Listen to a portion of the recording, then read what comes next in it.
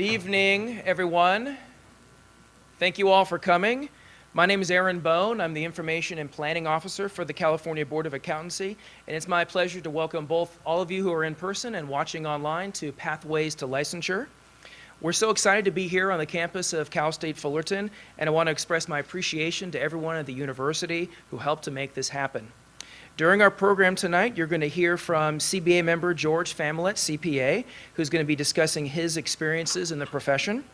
We're fortunate to be joined by Ms. Cathy Johnson, who's the current chair of the California Society for CPAs, and she's going to be discussing how they serve the profession, including the services that they make available to those who are interested in becoming CPAs. In addition, our licensing staff are here. We brought several of them up from Sacramento, and they're going to be discussing the education, examination, and experience requirements that you all must meet if you wish to become a CPA one day.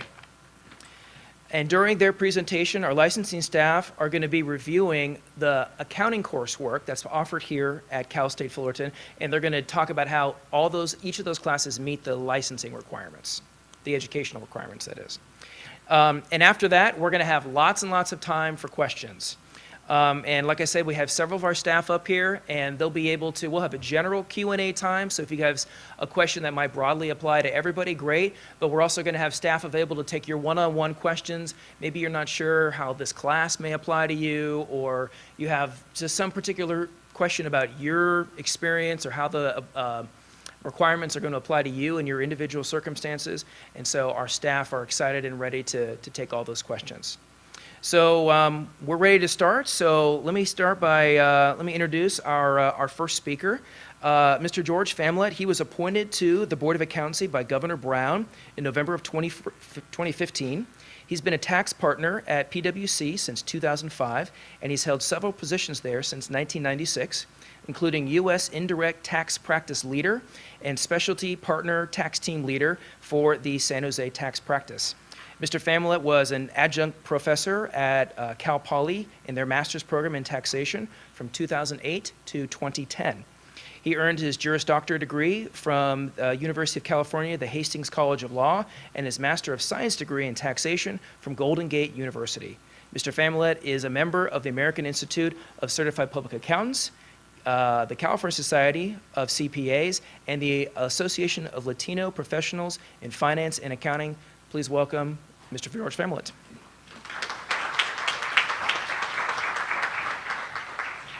Thanks, Aaron, and thanks for the students at Cal State Fullerton for the invite to speak to you tonight.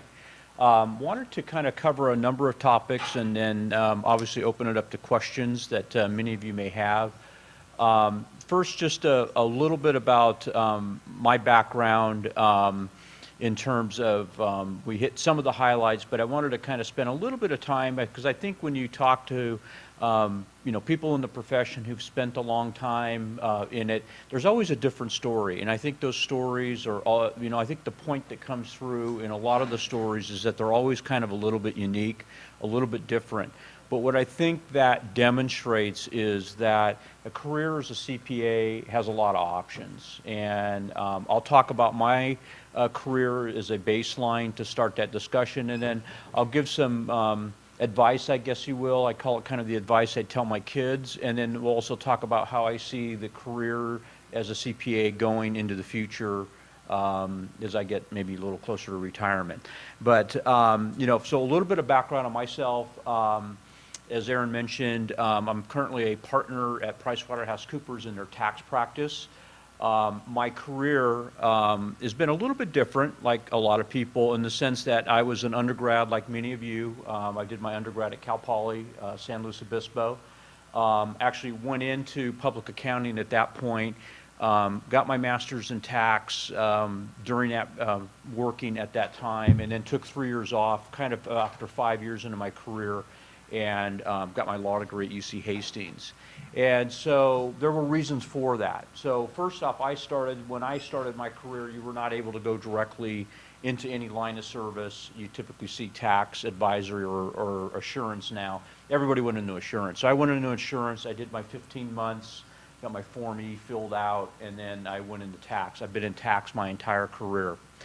My career's been a little bit different, though, from a tax professional perspective, in that I initially kind of got in, I was doing international tax.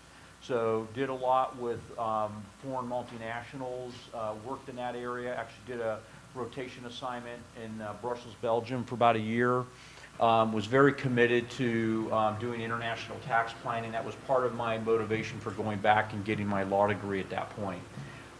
Did that, came back within a year as a manager, a tax planner in a international practice, and then went and was transferred essentially into the state and local group, where I ultimately made partner. So I think what that shows, and within the state and local tax, have been in a number of different practices, corporate asset management, which is kind of financial services, and then onto my current role in indirect tax, which is generally sales tax or VAT. But I think what that shows is, over a career, you're presented with a lot of choices and options. And so while you may have plans about that, some of them I had a plan. I did want to go in, taking a step back, which relates to when I went for my undergrad, I was a general business major. I did have a little bit of an interest in tax. I had taken an accounting class in high school, and so I was familiar with that. I had taken some additional classes on the side and worked a little bit, so I actually kind of knew what a ledger was and kind of how to close the books and those things, which actually proved quite valuable in my 15 months in the assurance practice. But, so I was able to, I had an idea that I kind of liked this area. When I took some classes in tax, that I kind of said, this is really the area that I think that I want to start out in my career. And so I kind of sort of had a plan. I knew that was what I wanted to do. And then it was really, in what you'll find out when you start your working career, it's more about exploring where your interests kind of take you and where the business opportunities are at. And so mine, kind of migrated towards an international practice initially. Thought that was quite interesting. Spent a number of years in my career committed to it. But then at some point I was presented with an opportunity, and many of the people on the board probably understand this, it was kind of along those discussions like, hey, if you really want to think about partner, this is kind of a good opportunity for you to maybe go work in this area. And so, some people call that voluntold, other people kind of call that, an opportunity to pursue in your career. And so I think the message there is that you have to be attuned to not only your interests, but the opportunities that present themselves, and try to meld those together, kind of over a career, if you will, to try to make that successful. So kind of backing up a little bit, into talking about a career as a CPA, first, a couple of things. If you've made the decision that you might want to get into this, obviously the first is taking the right courses so that you could sit for the CPA exam. And then I think others have mentioned in some of the earlier discussions we had today, you want to get that CPA exam knocked out of the way as soon as possible. It's critical. It's difficult to be taking that when you're working. And so as much of that as you can get out of the way, I think that's an important objective that you want to have in your career, so that when you start, and whether it's a firm or private industry or for the government, you're kind of sort of got that part of it down, or as many sections as you can to do that. I think that will get you going, and then I think it becomes more about getting experience and where your interests lie in terms of starting to build out your career. I do tell folks, and I call this kind of what I would tell my kids is, if you're in this area, you want to try to stay to at least manager if you go into a firm, or if you get into an industry job. You want to try to attain that level. And the reason I say that is I've known hundreds of people over my career that have done that. I don't know one of those hundreds of people that has ever been out of a job for more than 6 months, and I've been through 3 big recessions in my career. And that's an important kind of, footnote, if you will, to realize it's a very good career. You may have companies that get sold on you, you may have clients that move, but there's a lot of demand. If you build your career and you get your career intangibles and your experience to a certain level, you're pretty much going to be assured that you're going to have a very good career. It's also an option. I know several people who've then taken that experience and gone off into other areas, whether they want to open their own firm, whether they want to do a different area within finance, or whether they get into operations or whatever that might be. So there is this baseline of knowledge and experience. So establish, get the CPA exam, get your experience, get to a certain level, and then make your decisions. For some people, it's to stay with a firm, whether it be a big firm or a small firm, and try to make partner. For other people, they'd rather work in private industry and pursue their career aspirations that way. I have many friends that have done that. So I think that's an important consideration as well. But it all kind of comes back to starting, with getting the right classes, sitting for the exam, and getting past the exam. And then I think continuing to reinvest in your career along the way. So that's why the CPE or continuing education is very important. I think networking and doing things with like Cal CPA and some of the others is continuing to kind of get to know and maintain relationships with peers and other people that are doing those things is also another great way to, and part of that investment, that ongoing investment in kind of making your career out as you go along, is makes for a successful career as you go. So those are kind of sort of, I think, some of the things that you want to be thinking about. You're right at the beginning. I remember that. I've had the opportunity to also teach for a couple of years too, and understand what the challenges are there. And so, again, which I think provides the students, when you're starting out right at your level, just a number of things that you want to be thinking about to kind of build that foundation for a successful career. So I'll hold there and see if there's any questions or comments or things that you might want to ask in terms of career, what you might want to do, what your options are. I will say, in terms of options and a career now, there's a lot more options. I mean, I think, when I started, it was kind of audit and tax, and maybe they were starting management consulting services. Now there's so many different advisory or management consulting type of services. And even within, I'll just take tax, which traditionally when I started was either you were doing individuals, or you're doing corporations, and it was a compliance, and maybe you helped out on the tax provision, which is kind of the financial statement aspect of the company's tax position.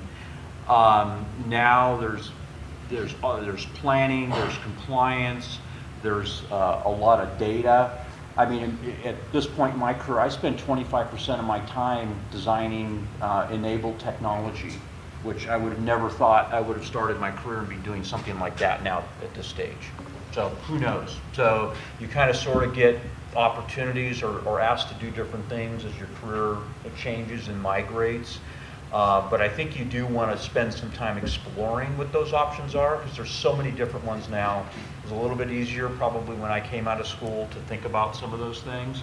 Probably have to spend a little bit more time to understand what those options are and how they fit kind of in your interest and what you want to do in terms of your career.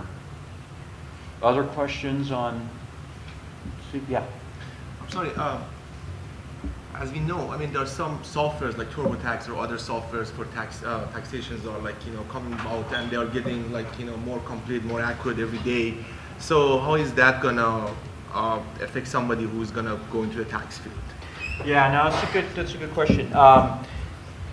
There will come a time, and it's probably pretty close in the individuals, where there's going to be software that will do the basic compliance, if you will, automated.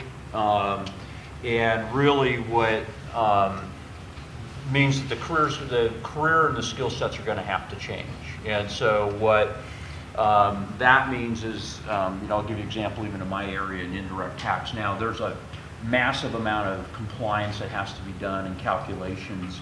Much of that is getting automated now, but there's a lot of either analysis that has to be done, and planning and getting control of that data so that you understand it in such a way that you can do effective planning around that.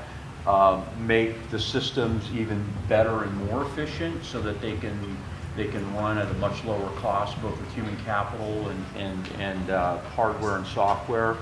And so it just becomes, I think the game changes is probably what really happens. And you're not spending as much time on kind of trying to get one company's compliance done in one particular area. Instead of having one project, you might have 4. And you might be doing some different things with those projects. So doesn't that shrink the amount of the people are needed for, working in the tax area? I mean, the problem is that the world is getting more sophisticated from a financial standpoint. If you think about when I started my career, the typical profile of a company is they were a manufacturer with 1 or 2 types of revenue streams. Now you have companies with, if not dozens, hundreds of different revenue streams, which all require different accounting analysis, different tax analysis, revenue recognition. How are you going to account for all those things, and then figure out how they're taxed? And so the reality is, while there has been consolidation and a lot of efficiency gain for the standardization, whether it's automation, AI or other types of process, the other side of that is businesses have gotten way more sophisticated. And today, even today, you're finally getting to where companies will even have a common billing platform globally. They still have multiple billing platforms. They're different for different countries. So all of these things cause complexities and confusion. And so then the businesses, as they get more complex in how they get the higher margin and the increased revenue, it causes and brings up different challenges, while other challenges are kind of managed and put in a much more organized fashion where you don't need to spend as much time. Thank you, sir. Other questions, thoughts on a career to CPA? Are you hesitant? You're thinking about it? Not sure? Again, I would definitely speak highly of having a certified career. It does help, and I've seen it help a lot of people in qualifying for jobs down the road. Even if you come in and do a couple of years and you get certified, later on when you're up for a higher level position, those things can come into play depending on the type. Sometimes they may not matter, other times they can matter a lot. And so, that original investment can pay a lot of dividends for you. And I think you get a base level of knowledge that you kind of always carry through your career, even if it migrates, into different areas with that. Other questions? Okay. Well, we're here. You'll hear more about the process in terms of getting your license. But thanks again for giving me a little bit of time and share some of my experiences with you. And good luck in your academic studies.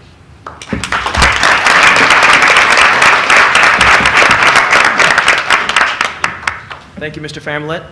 Now it's my pleasure to introduce Ms. Cathy Johnson from Cal CPA. She is the current chair of Cal CPA, their board of directors, and she's a council member at the American Institute of CPAs. She's the owner of the accounting firm CPA Forensic Plus. In addition to being a CPA, she's also a CGMA and earned her MBA from Pepperdine University. She's an adjunct professor at CSU San Bernardino, Cal Poly Tech, the University of Redlands, and the University of California, Riverside. Please help me in welcoming Ms. Cathy Johnson.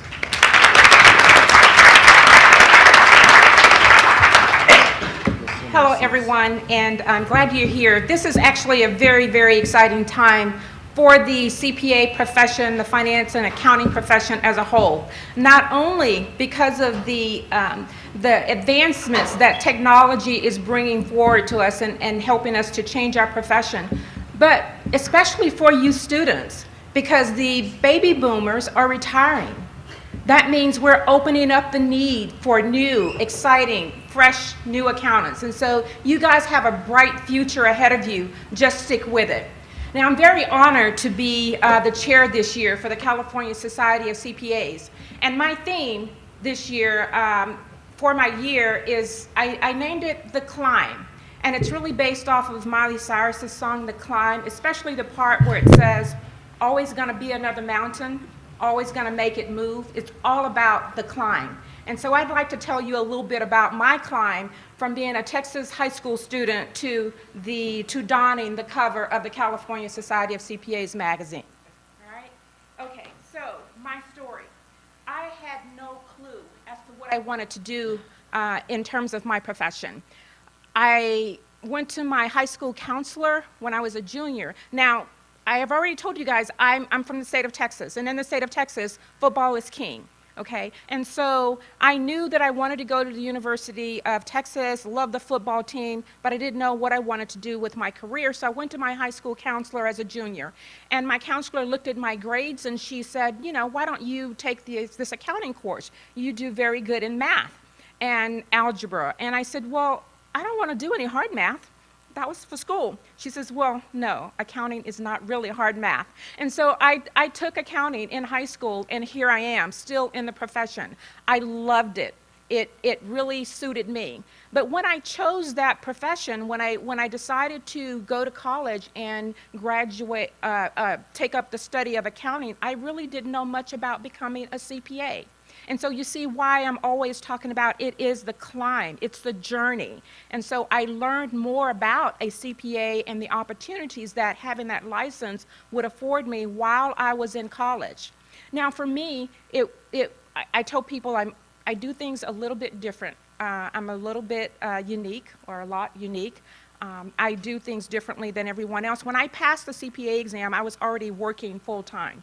So it was not advantageous for me to quit my job, go to work for a CPA firm to get my license. But fortunately for me at that time, I was in the newspaper industry. Loved that industry, by the way, thought I would be in it for the rest of my life.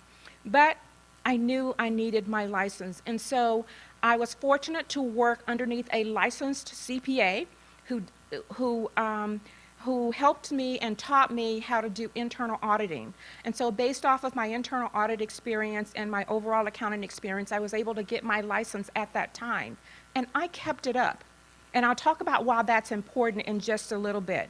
But as a part of my climb, I knew I needed to study hard. I knew I would need that license later on in my life. I didn't know when it would come that I would really need it, but I knew that even though sometimes the jobs that I've had over the years, my bosses, my companies would not reimburse me for my CPE, they wouldn't reimburse me for my license fee, but I kept it up.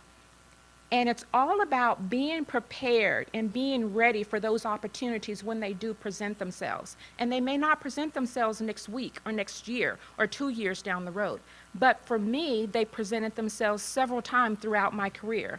Now, as I was working, I was in the business and industry community working, started my way from a staff accountant, and when I left the newspaper industry, I was the vice president of financial planning and analysis for the Los Angeles newspaper group. So I did work my way up through business and industry, all the time, or most of the time, working in accounting.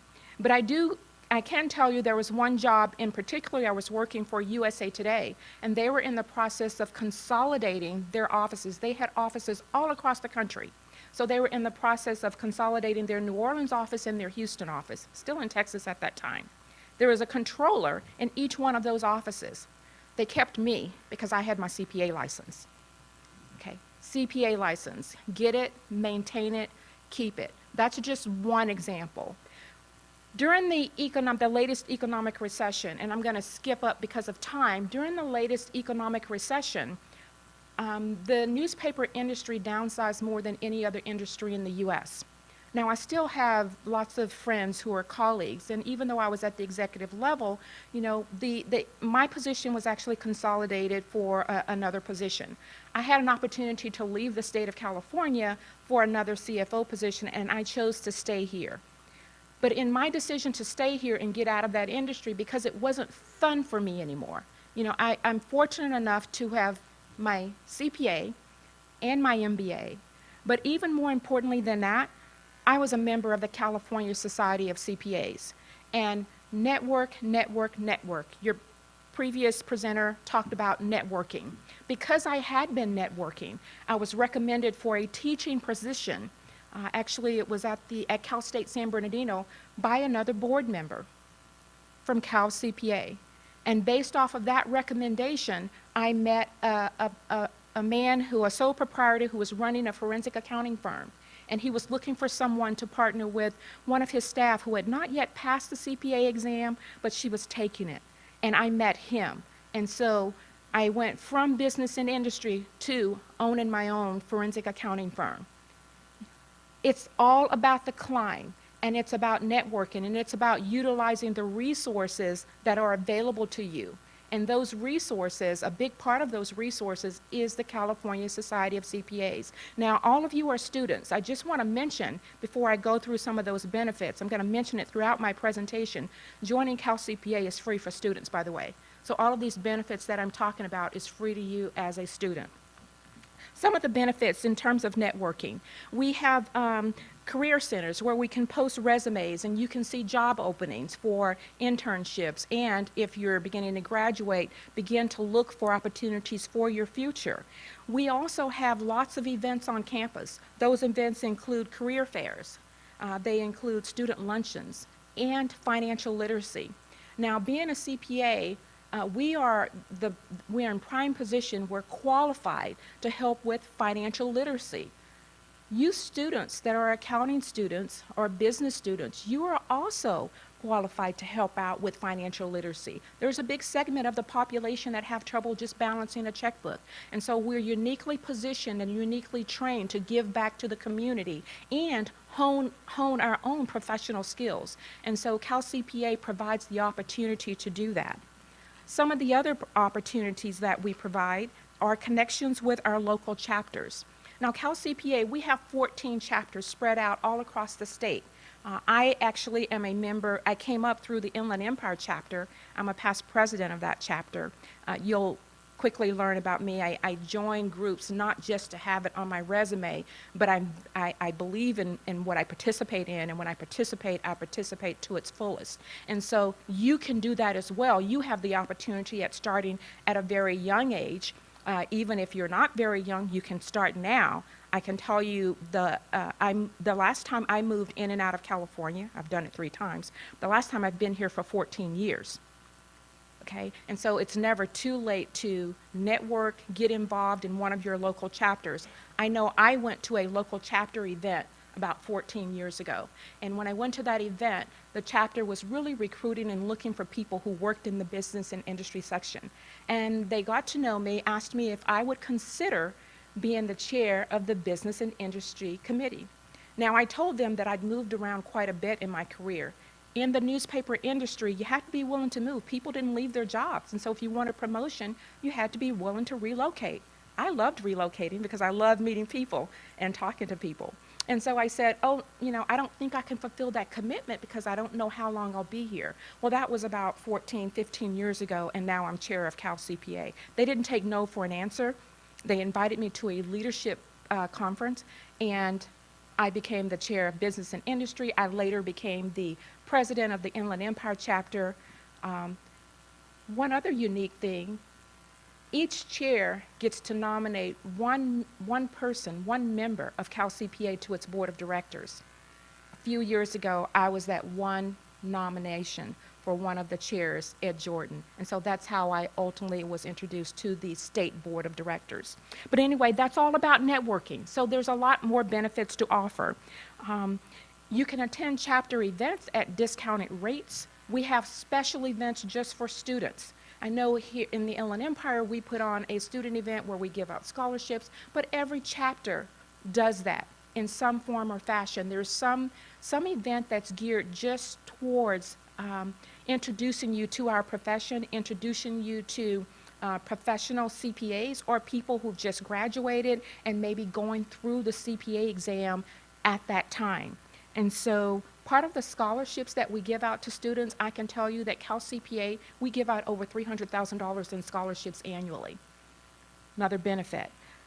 These scholarships go to help pay for courses, pay for books, pay for exams, actually, and to pay for licensing fees.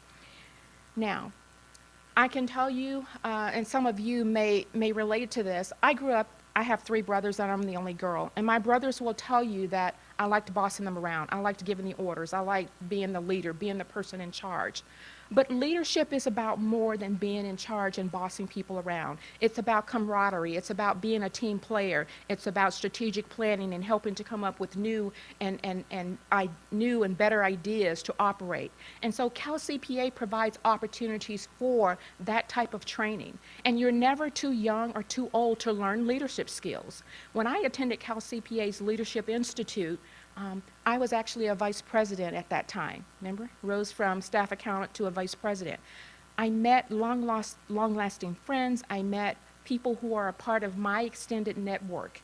Okay? And so leadership opportunities include being a campus ambassador. Cal CPA has over 29 campus ambassadors at different campuses throughout California. What those campus ambassadors do is they help connect the students to the opportunities and some of the benefits of becoming a member and learning all about the CPA profession, but about how Cal CPA works with you to help you through that journey, to help you on that climb to get licensed and to ultimately get the job of your dreams. Now, we also like to serve as the face of our profession. We connect. You are the face of the next generation. And so we serve as a conduit to connect those faces together, to connect you with people who are already working in the profession, to connect you with people who maybe have just graduated and going through the struggles and challenges of passing the exam. Remember, if it wasn't hard, if everybody can do it, then we would not be a unique profession. So stick with it. It is hard. We're not sugarcoating it. It's difficult, but it's well worth it.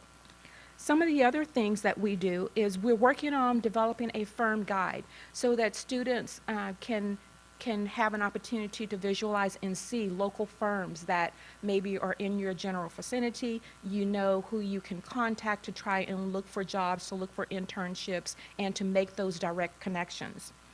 We also we work with the exam prep companies who prep you for the exams. We work with the providers to provide discounts for exam prep. Now, as well as having targeted information and technical resources that you're going to need on issues that help you stay on top of the complexity and the changes that happen while you're studying and the things that you will need to know in order to pass the exam.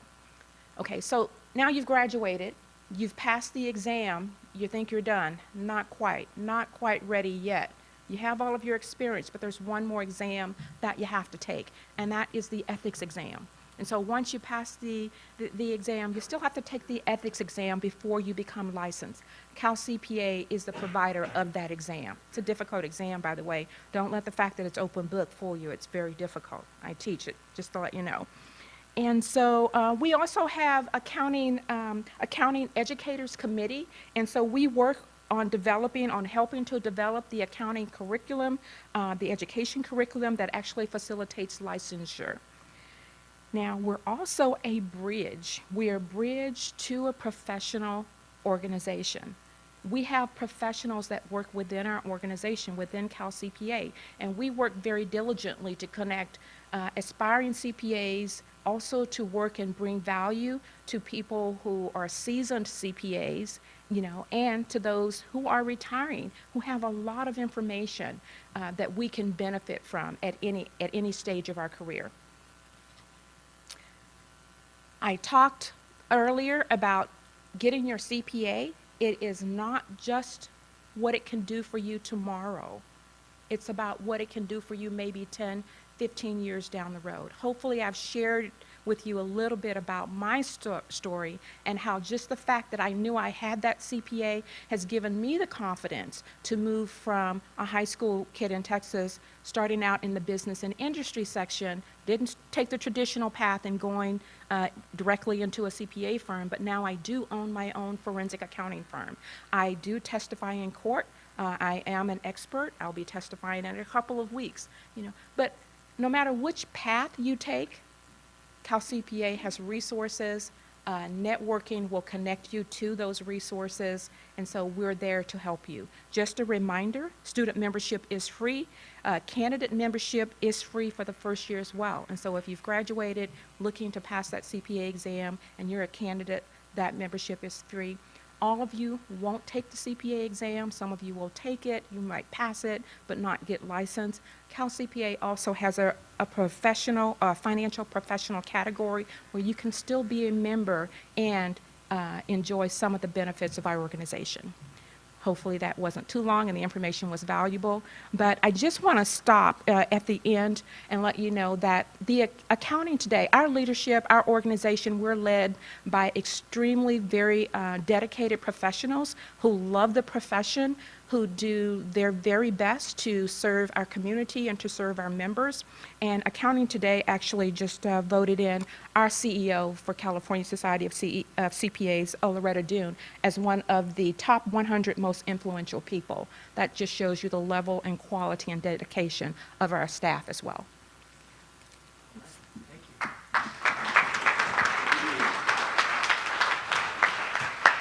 All right.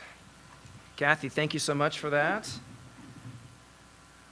Give me a second, I got to warm my computer up. So next, I'm very excited to invite up two of our licensing coordinators, Suzanne Gracia and Janet Zimmer.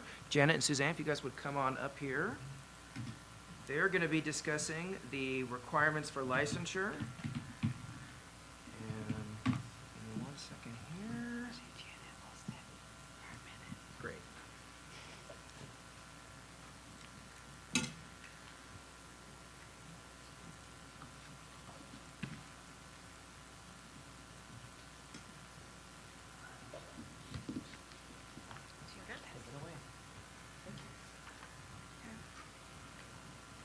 Thank you, Erin. Good afternoon, everyone. I'm Suzanne Gracia, and along with me is Janet Zimmer, and we are two of the coordinators in the CPA's Examination and Licensing Unit. And we will be discussing California's requirement for the CPA exam and licensure today. To qualify for CPA licensure, you've likely heard that you must meet the 3 E's: examination, education, and experience.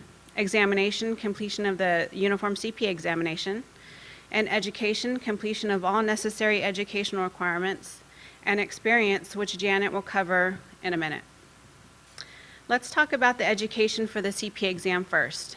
It's important to note that the educational requirements for the examination and licensure are different. To qualify to sit for the CPA exam, you must have a bachelor's degree or higher, completion of 24 semester units in accounting, and completion of 24 semester units in business-related subjects. It is recommended that you request your official transcripts at least 2 to 3 weeks prior to applying for the CPA examination, as it may take a few weeks from the time you place your request with the college until the CPA receives the transcripts in the office. Your official transcripts must be mailed directly to the CPA from your school. The CPA cannot accept unofficial transcripts or transcripts issued to or mailed by a student. If you are a recent graduate, you may need to wait a few weeks after graduation to request your transcripts to ensure that the college has posted the conferral of your degree on your transcript. And you may want to contact your school directly to ensure this. For those of you that have completed education outside of the U.S., you will need to have your education evaluated by one of the CPA-approved foreign credential evaluation services. This list can be found on our website. Once these services complete their evaluation, they will send it directly to the CPA for review. On our website, we also have a tip sheet and self-assessment worksheets that will guide you through understanding the educational requirements, and copies of these tools are also provided in the handouts we gave you. The Uniform CPA Examination is a national 4-part computer-based exam that will test the basic skills and competencies necessary for entry into the practice of public accountancy. The CPA exam is a collaborative process between the various state boards of accountancy, the National Association of State Boards of Accountancy, more commonly known as NASBA, the American Institute of CPAs, or AICPA, and Prometric. Each group maintains specific roles in ensuring the validity and security of the CPA exam.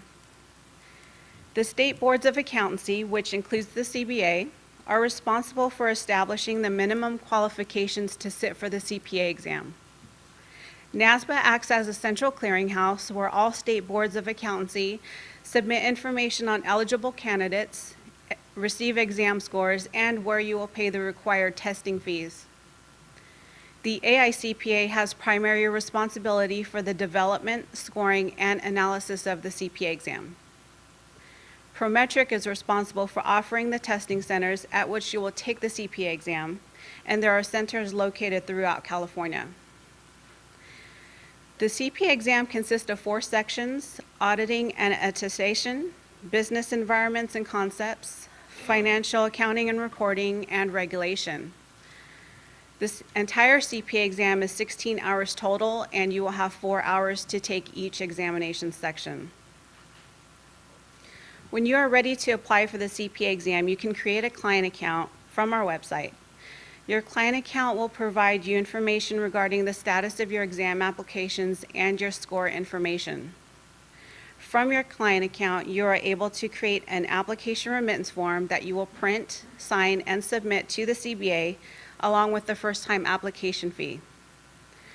Once we've received your application remittance form, application fee, and transcripts, we will perform an evaluation of your qualifications to sit for the CPA exam.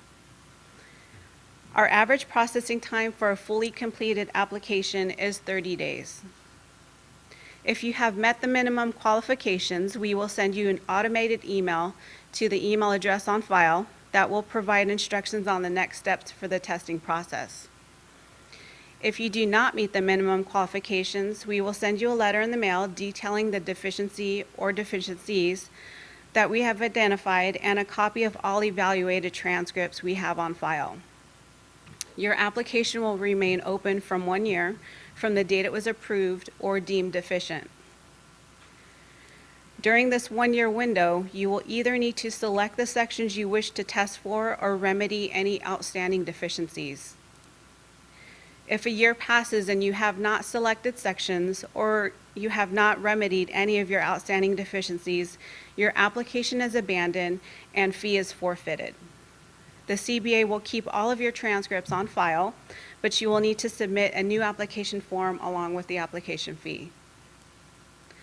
Once the CBA has approved your application for the CPA exam, your next step will be to log into your client account and select your sections. You can select each section individually and in any order. However, you cannot sit for the same section more than 1 time per testing window. While the exam is given year-round, there are 4 testing windows within which you can test: January, February, April, May, July, August, and October, November. With the launch of the new CPA exam on April 1st, 2017, testing windows were extended 10 days into the non-testing months. So the testing for the remainder of 2017 will be from October 1st through December 10th. The 10-day extension will continue in 2018 for the first window only from January 1st through March 10th. When selecting how many sections you wish to test for during the next 9 calendar months, you should take into consideration your work schedule, available study time, and personal commitments, because the section fees you pay to NASBA are non-refundable. After you make your section selection, the CBA will transmit your authorization to test to NASBA, and you will receive a payment coupon for the selected sections, which you will need to pay in 90 days.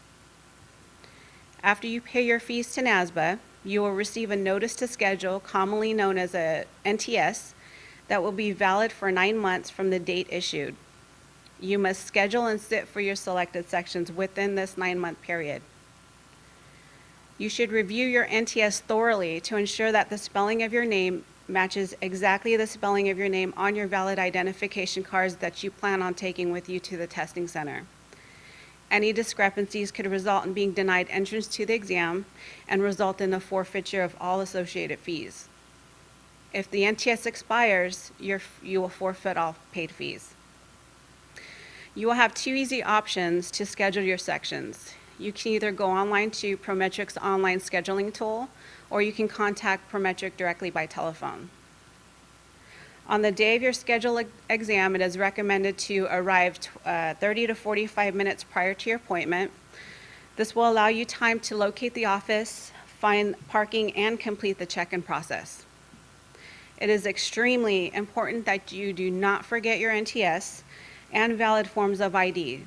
Without these, you will not be allowed to test and will forfeit all paid fees. NASBA publishes the anticipated score release dates on its website twice a year, generally in January and July. Once NASBA releases the scores to the CBA, we will post them into your client account, and you will be able to find your score under the Status tab.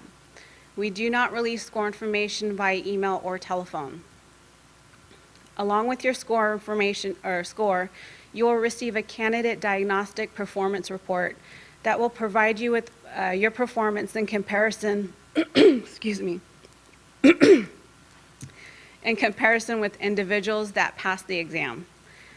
To pass a particular section, you will need to have a score of 75 or higher.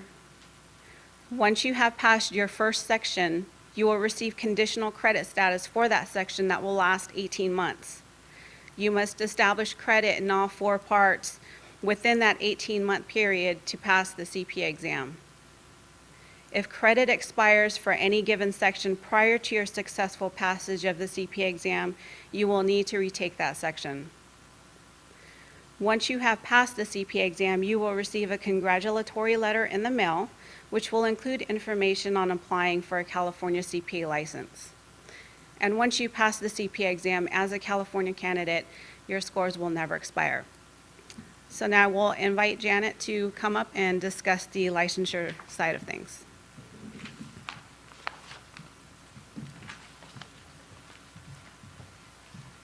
Thank you, Suzanne.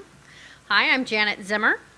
To qualify for CPA licensure, as she discussed, you must first meet the 3 E's: examination, which Suzanne has already covered, education, and experience. So let's finish going through these. Pre-licensure, in addition to the exam requirements of a degree, 24 semester units in accounting, and 24 semester units in business-related subjects, we will also be looking to verify the following education: completion of a minimum of 150 total semester units, completion of 20 semester units of accounting study, completion of 10 semester units of ethics study, 3 semester units of which must be in courses devoted specifically to accounting ethics or accountant's professional responsibilities. The specific carve-out for 3 semester or 4 quarter units of ethics study in courses devoted to accounting ethics or accountant's professional responsibilities just took effect on January 1st, 2017. It's important to note that while this course does not have to have the terms accounting ethics or accountant's professional responsibilities in the title, the course does need to be devoted to the topic and not just part of the course. Prior to applying for licensure, you'll want to make sure that any additional education needed to qualify you for licensure has been submitted via official transcript to the CBA. Anything submitted during the examination process will already be in your file and should not need to be sent in again. Now, let's move on to the last of the 3 E's, experience. To qualify for licensure, you must complete a minimum of 1 year of general accounting experience. You can complete your experience requirement in full-time or part-time employment, and it can be completed in public accounting, private industry, or government, and this can be paid or unpaid work, so internships also qualify. All experience must be completed under the supervision of a licensed CPA. Completion of the general accounting experience requirement will allow you to perform all of the services of a CPA, with the exception of signing reports on attest engagements. If you want to sign reports on attest engagements, then there's an additional criteria that you'll need to complete. You'll need to complete a minimum of 500 hours in attest functions under the supervision of a licensed CPA who's authorized to sign reports on attest engagements. Once you've completed the necessary experience, you should have your employer complete the appropriate certificate of experience form and submit it directly to the CBA. It's a good idea to have your experience form signed and submitted to the CBA as you earn it, regardless of whether you're ready to apply or not, because applicants and supervisors change jobs, they relocate, and it's sometimes difficult to locate a signer at a later date. Don't worry about whether you intend to apply for licensure right after you've completed your experience, though, because once we receive your experience form, we do retain them on file and associate them with your application when you're ready to apply. As you prepare to apply for licensure, it's important that you ensure that all necessary requirements are met in order to have as smooth an experience as possible. There is a checklist on our website that will assist you in understanding all of the items necessary to satisfy the licensure requirements. You'll see that in addition to the 3 E's, there are a couple of other items that you must satisfy in order to obtain licensure. One of them is a bonus 4th E. Ethics, completion of the California-specific Professional Ethics Examination, or PETH, which is administered online by the California Society of CPAs, or CalCPA. Upon successful completion of the exam, CalCPA will send your score to the CBA electronically. Your test results for the PETH exam are valid for 2 years. If your application is not submitted within 24 months, you'll have to take it again. You'll also need to complete a criminal background history check. This is done by submitting your fingerprints to the Department of Justice, who then completes a background check on both a state and federal level. We'll receive information related to your completion of this process electronically directly from the Department of Justice. Information on how to complete the fingerprinting process is also on our website. Fingerprint results are valid for only 12 months, so if your application is not submitted within that 12-month period, you have to go be reprinted. Once you've satisfied all 3 E's, fingerprinting, and passed the PETH exam, you're now in a position to apply for a California CPA license. You'll need to provide us with a 2x2-inch passport-sized photo that you'll attach to your application, print the application from our website, and mail the completed application and form to our office, along with a completed criminal conviction disclosure form. The criminal conviction disclosure form can be submitted separately or with your application, but it's a commonly overlooked requirement, so we recommend you submit it with your application. Once we receive your application, we do take steps to keep you informed regarding where we are at in the process. One of the first items you'll receive is an acknowledgement card that lets you know we've received your application in the initial licensing unit after it's gone through our mailroom and our cashiering unit. Staff pull all available documents to compile your file, and we'll begin our process and perform an initial review of your application. The CBA has a 30-day target processing time frame for initial review of all applications. If your file is complete, you'll receive a notification letter informing you that your file has moved on to final review. Once we've determined that you've met all of the requirements, we'll send you a pre-approval letter. And this letter includes instructions on the next steps, which includes completing an information form and payment of the licensing fee. Once we receive the completed information form and the licensing fee, we'll send you your final approval letter and a large WAL certificate, both of which will include your California CPA license number. If your applicant file is incomplete when we do our initial review, you'll receive a status letter, and it details any deficiencies within your application, and your application is placed in pending status. If it's an educational deficiency, we'll send you a copy of the transcripts we had available so that you can see how we evaluated it. A 60-day status letter is sent out about 30 days after your initial deficiency letter, and a new status letter is prepared anytime new documentation comes in until your application is complete. There's an average 30-day processing time for all new documentation, so you can see how that might add up. It's important that you remember that your application is good for 1 year from the date we send your initial deficiency letter, after which, if you don't complete the deficiency, your application is abandoned and your fee is forfeited. If your application is abandoned, we do keep your transcripts and your experience forms on hand, but you'll need to complete a new application, pay the necessary fees, and additionally, you may also need to undergo fingerprinting again and possibly complete the PETH exam. There's a wealth of information available to you on our website that will assist you in understanding your requirements to qualify, and that will assist you in preparing for and taking the CPA exam, as well as navigating the initial licensure process. In our applicants section, you will find the online applications and links to various forms, and most importantly, the Uniform CPA Examination Handbook and the Licensing Applicant Handbook. Additionally, the CBA maintains a series of frequently asked questions that will assist you in understanding the requirements to qualify for exam and licensure. If at any time during your application process we can be of any assistance, we have dedicated staff available to assist you by telephone or email. You can find our contact information on our website as well as within your handouts today. So we want to take a few more minutes to go into some detail on the self-assessment worksheet. Each of you should have a copy of the worksheet and the tip sheet that goes with it in your handouts today. Raise your hand if you need one and somebody will bring you one. Everybody has it? Awesome. This form can be found on our website also, and you can fill it in online, which is helpful. It's also in the applicant section under the educational requirements, and the direct website address to that section is listed on this slide here. We're going to go back and forth between these two documents, so you can keep those out for a little bit. We recommend everyone use these forms as they're preparing to apply either for the exam or for CPA licensure. It can help you determine whether you have met the educational requirements or if you have a gap that you'll need to address first. I'm going to turn it back over to Suzanne. She's going to show us how to use these tools for the CPA exam requirements.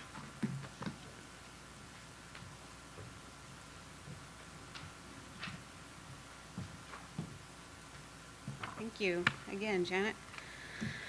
So first on the self-assessment worksheet, you'll see that it asks you to enter your degree. So as we've mentioned, you need a bachelor's degree or higher. A master's degree can be helpful when it comes time to apply for licensure, but it is not required. Next, let's take a look at the tip sheet. The upper section in blue gives examples of the types of courses we look for when identifying accounting and business-related courses. This section is relevant for both examination and licensure. Of course, it is not all-inclusive, but these are the most common terms. We also reviewed the CSU Fullerton course catalog, and there were only 2 courses we saw listed from the accounting department that do not include one of the terms listed here, which was Accounting 521, Seminar in Management Control Systems, and Accounting 597 Project. And we would accept either of these for the accounting course requirement.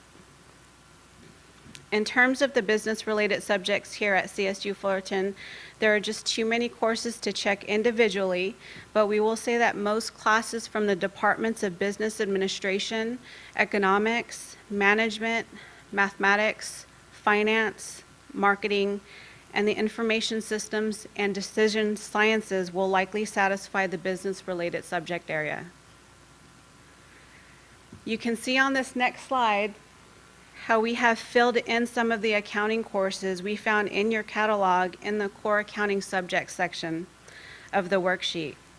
Since your school gives credit in semester units, that is what we have put in here, but if you went to other schools also and they were in quarter units, you would of course put them in that column. If you do this online, the worksheet will convert them for you automatically into semester units at the bottom, and you will only need 24 semester units here. Next, we have the core business-related subjects. We input a selection from your options under the Masters of Accountancy and the Bachelor of Arts in Business Administration with an accounting concentration programs.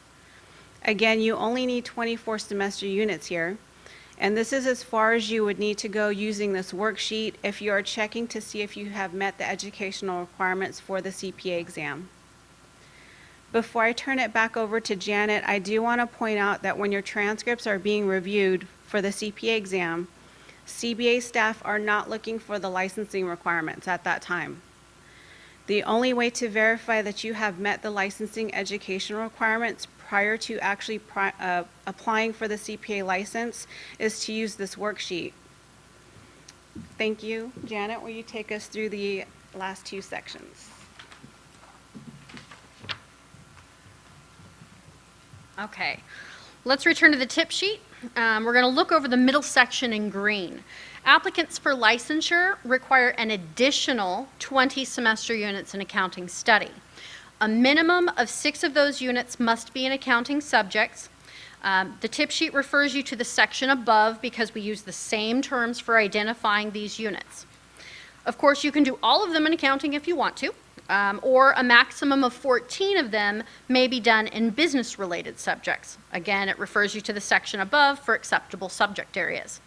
However, from those 14 semester units, you can submit a maximum of 9 semester units from other academic work relevant to business and accounting, as detailed here in either skill-based courses, foreign language or cultural ethnic studies, or industry-based courses.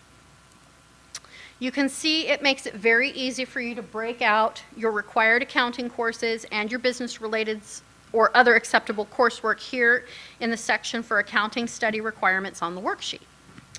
Suzanne mentioned earlier that a master's degree could be beneficial, but it wasn't required. You'll note that the last bullet on the tip sheet in the green section says that completion of a Master of Accounting, Master of Taxation, or Master of Laws in Taxation is equivalent to 20 semester units of accounting study. That means if you have the master's, we'll completely waive that section. CSU Fullerton has a Master of Accounting and a Master of Taxation program, and completion of either of those will allow us to waive this entire section. One thing to be aware of, though, the ability to waive the section is very specific to the 3 master's programs listed on the tip sheet. Here you can see what the section looks like if you have one of those master's degrees. Let's go back to the tip sheet one last time. This section in red is the ethics study requirement that went into effect as of January 1st, 2017. There were 2 big changes this year. The requirement for a minimum of 3 semester or 4 quarter units in courses specifically devoted to accounting ethics or accountants' professional responsibilities came into effect. And there was a change that allowed us to consider course subject areas instead of course title alone. This means that if you have a course that you feel falls into one of the middle subject areas, but the title doesn't have the specific terms, it may still be considered. It would be a good idea, though, to attach a cover letter to your application identifying those, and that helps us speed up your review. This does not apply, though, to the last section that allows for a maximum of 3 semester units in philosophy, religion, or theology. In order for a class to qualify in this section, it must be from one of those 3 departments, and it must include one of the listed words or phrases on the tip sheet. Here at CSU Fullerton, though, you have a few courses that are great for this section. This is an example of some courses that would satisfy this section. Accounting 415, Accounting Ethics for Professionals, is the course that will satisfy the specific accounting ethics requirement. And an added bonus is that this course appears to be 4 semester units. So instead of taking 4 classes that equal 12 units to satisfy your 10 semester units of ethics, you can take this class and 2 3 semester unit courses. And it looks like you have business in its legal environment and organizational behavior straight off the tip sheet. Just a couple last notes. We do not double count courses. So although an auditing course, for example, would satisfy the accounting requirement or the business-related subject requirement or the accounting study or the ethics requirement, you can only put it in one of those sections. You can split a course, though. So if you have a 3 semester unit course in auditing, and you only need 2 units of it in accounting subjects, you can move 1 unit down to ethics if that's what you need to satisfy the requirement. Also, you don't have to submit these worksheets with your application. They're really for your use. But if you think you have some courses that might need to be pointed out to us because they don't have the exact terms and phrases on the tip sheet, then feel free to send your worksheet in with your application, because that can often help us see what you were thinking. And we hope you'll find this tool very useful and very user-friendly, but please remember, if you have any questions, we have staff available every day waiting to help. That concludes our presentation, but we have time for Q&A, and we'll turn it back over to Aaron. Thank you. Thank you, Janet.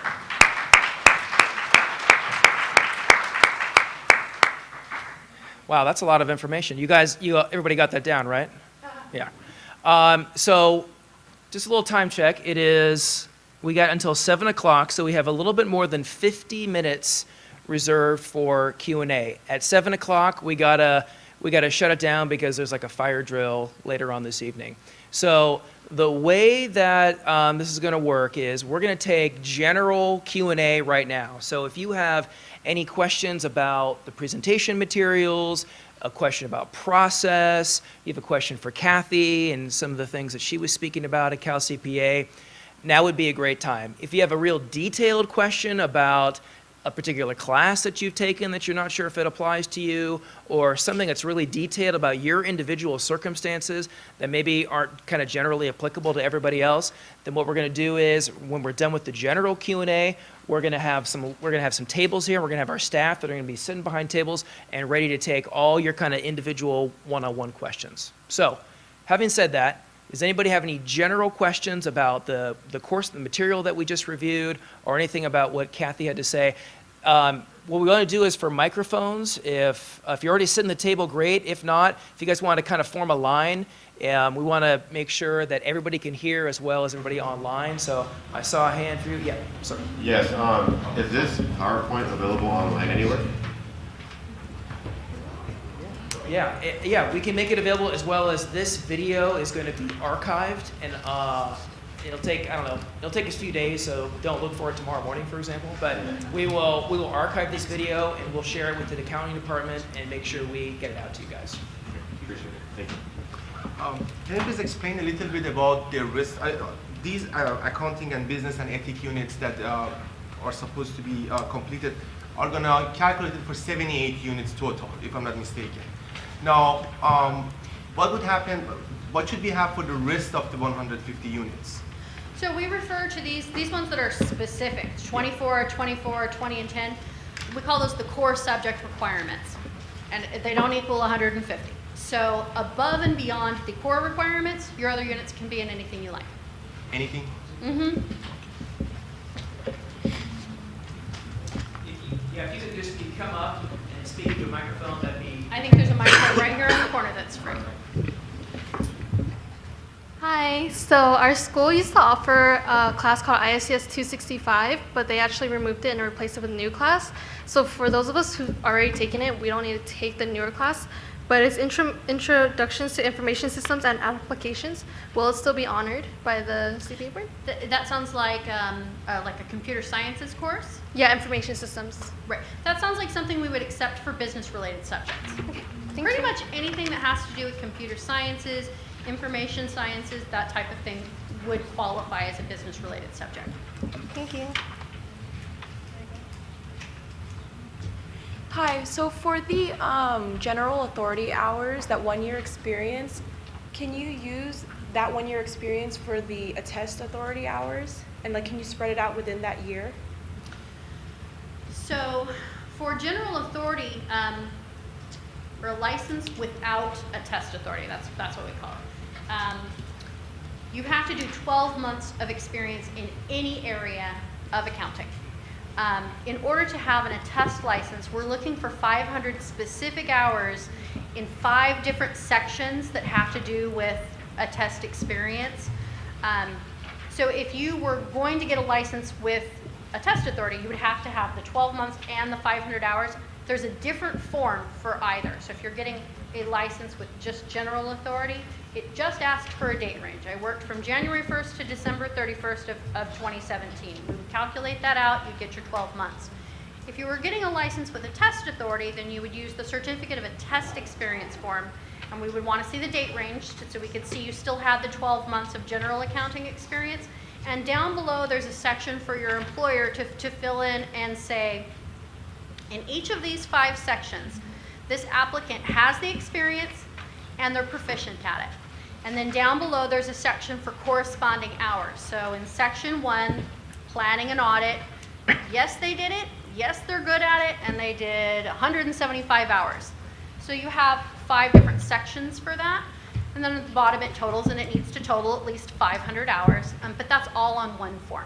Okay, I might have missed it, but what were the 5 sections? Are they particular sections or? There are 5 sections. I don't have them all memorized, but I'm pretty sure it has to do with planning an audit, preparing work papers, that type of thing. Okay. There's 5 general areas that have to do with an audit. The experience form is on our website. And if you look at it and you have any questions, I would discuss it with your employer first. They're the ones that make the determination ultimately whether or not you have done that type of work and whether or not it's qualifying. Okay, thank you. Sure.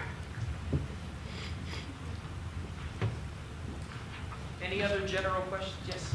Yes, I believe it was Susan that mentioned education abroad. Let's say if you do a study abroad program, do I still have to get those classes verified by one of the CPA members?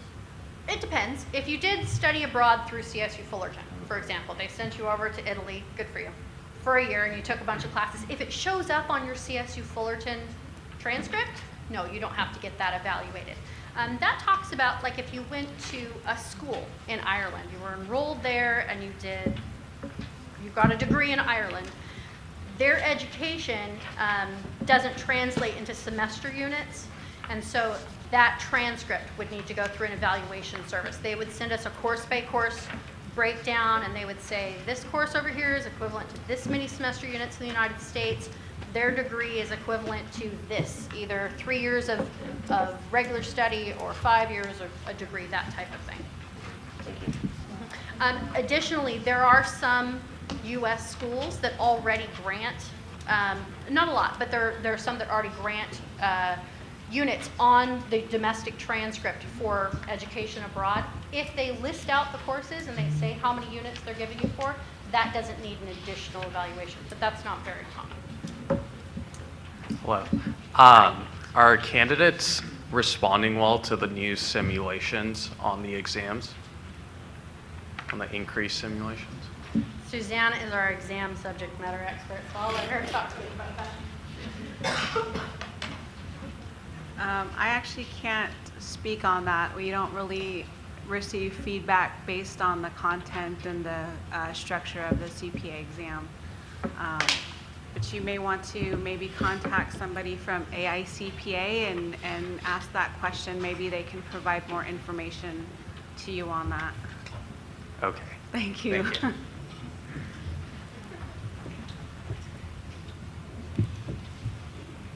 Hi, is there any limitation for the transcripts from different school? Like, because I'm taking school from different college, is that fine? Yes, that's absolutely fine. And we actually do recommend that if you did go to multiple schools, that you have all transcripts requested to be sent to us.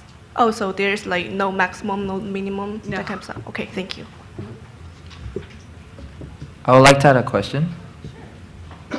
So, according to when you were talking about applying, you said that there was the bonus you had to complete, which is the ethics.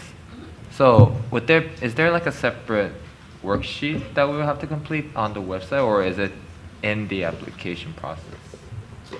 So the ethics exam is something that you do through Cal CPA. They're the only people authorized to administer the exam for us. When you know that you're going to be ready to apply for licensure within the next 2 years, because it expires, you don't prepare for that. When you know you're going to be ready to apply within the next 2 years, go to the Cal CPA website. There's a link to it on that. I mentioned that we had a materials checklist. There's a link specifically to the exam on the materials checklist. You'll go there, you'll pay whatever fee that they charge for it. They send you study materials, which we recommend you use. Cal CPA, I think, recommends a minimum of 16 hours of study time, so don't wait to the last minute and think that you'll just knock it out on Saturday night after a party. It takes some study work. It's an open book, online exam, and it is hard. Very hard.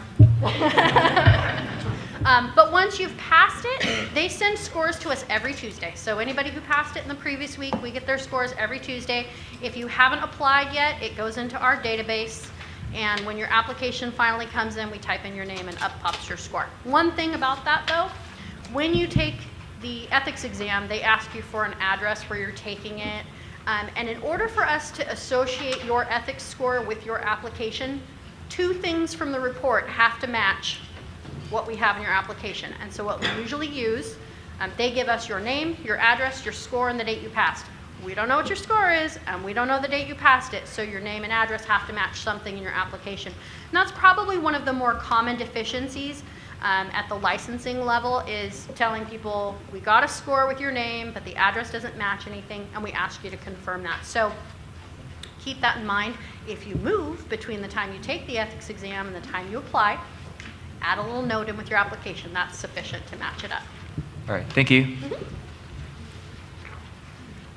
Going back to the ethics course requirements, it seems as though the only specific accounting course that Cal State Fullerton offers is Accounting 415. Was that the only one you guys happen to find? Well, that's the only one that we noticed that would satisfy the specific accounting ethics or accountant's professional responsibilities. You have to have a minimum of 3 semester units in that. The remainder of the 10 units can be in anything from the red portion of that tip sheet, and you have several classes that satisfy that.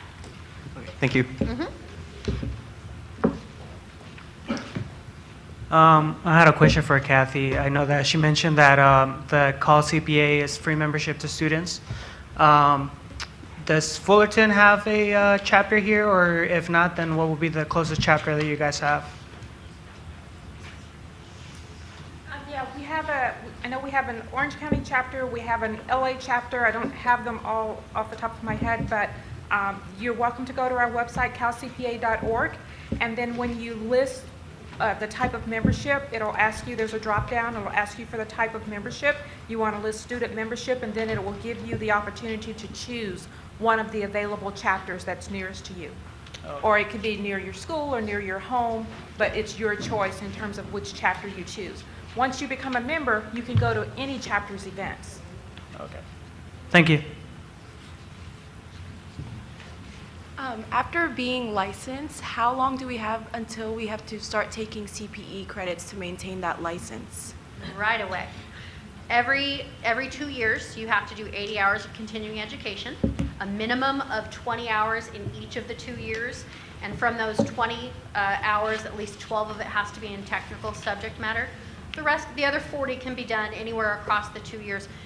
But your first initial period of licensure may not be 2 years.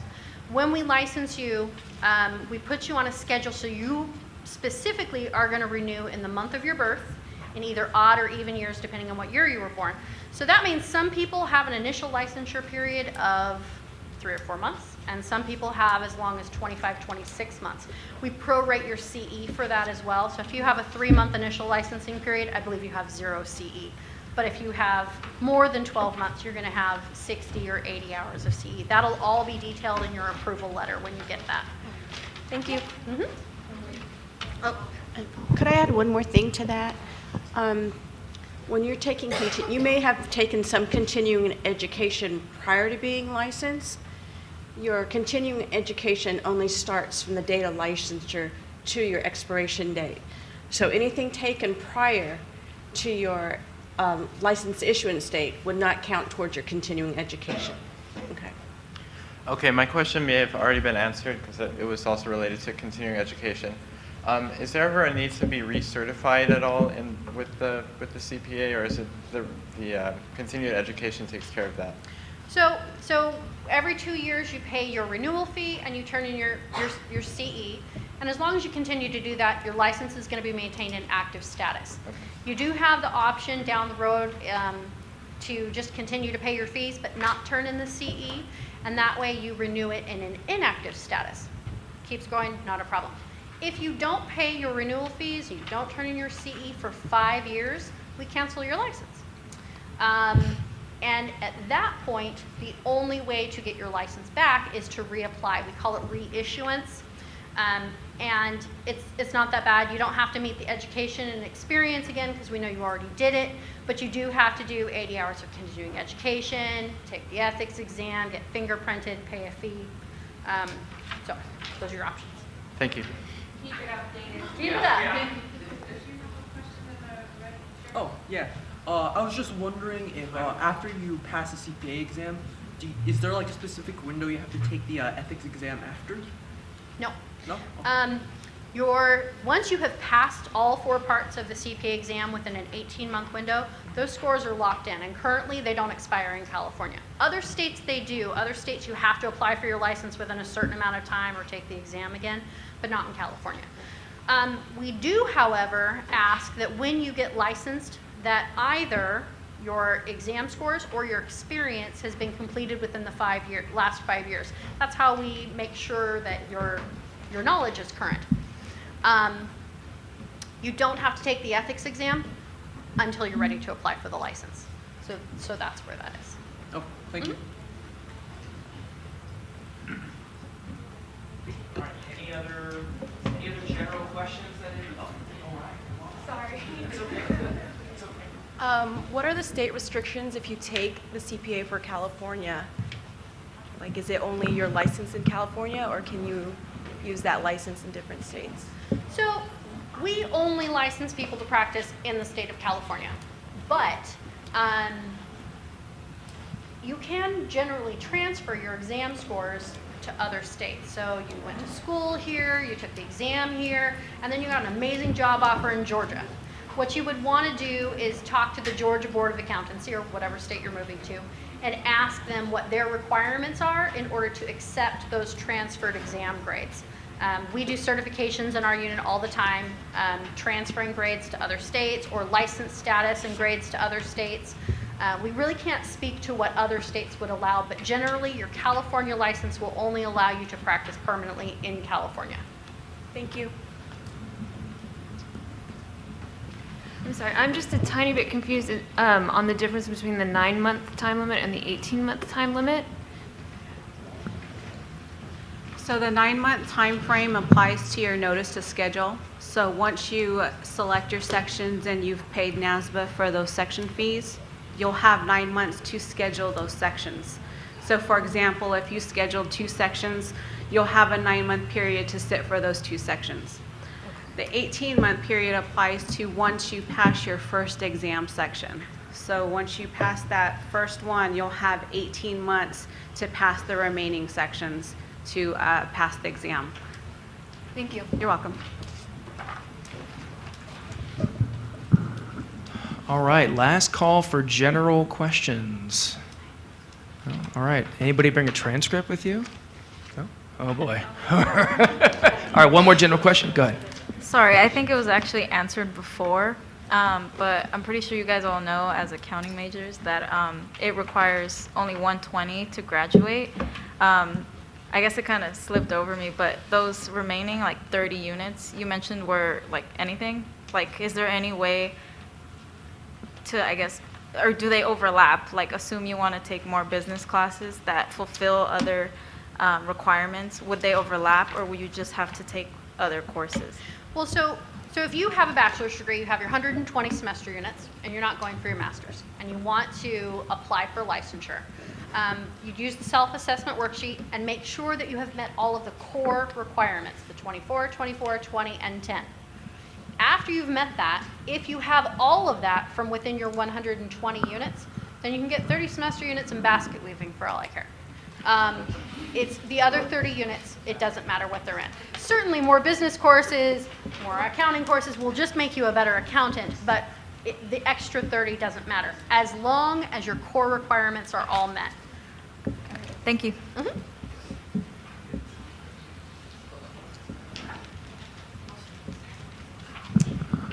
Okay.